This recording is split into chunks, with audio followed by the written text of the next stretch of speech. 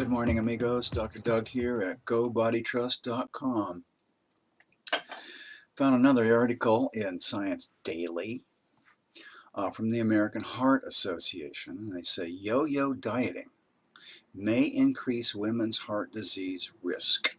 They found a link between heart disease in women and those who lose 10 pounds only to regain it and do this over and over again.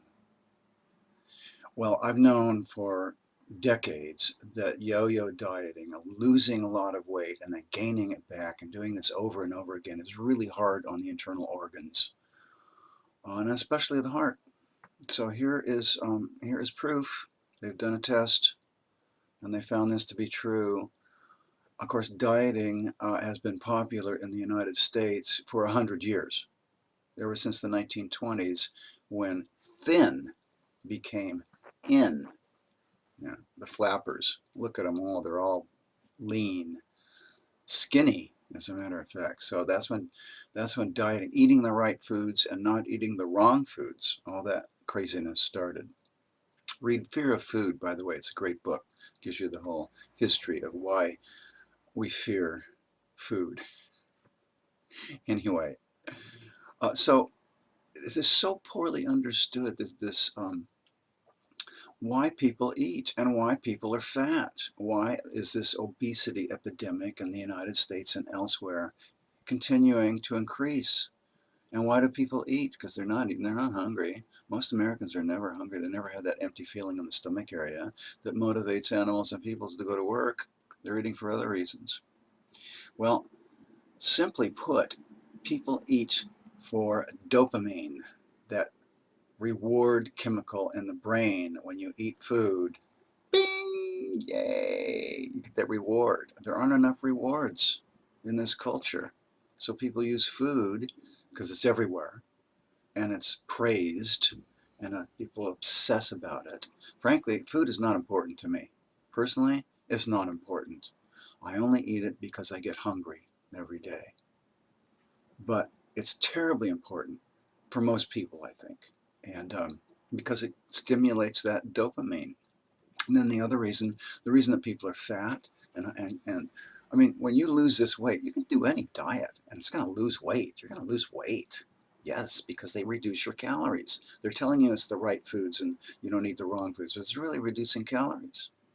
So when you reduce calories, you're going to lose weight, right? But then where's that yin to handle the excess yang that keeps coming up, that excess hurrying and worrying? So we use that damp from excess weight to control that excess yin, controls that excess yang and pushes it down. To put it in biomedical terms, fat cells secrete estrogen. Fat cells, of course, are food storage containers, and fat cells secrete estrogen. The bigger the fat cells, the more estrogen. Estrogen is a very powerful calming agent. It's a hormone, but it keeps us calm during a long, cold winter when we're supposed to be calm and sleeping. That's the purpose of excess fat. Except people don't sleep during the winter. They work and they run around and they cause disease. That causes disease. So estrogen stimulates the production of serotonin, which is a nerve calming agent, and it also dilates blood vessels in the brain, so it cools that heat that's rising up all the time. And it stimulates epinephrine, which is the body's endorphins. More reward, yay. So actually, excess body fat keeps people calm. It keeps them from going nuts.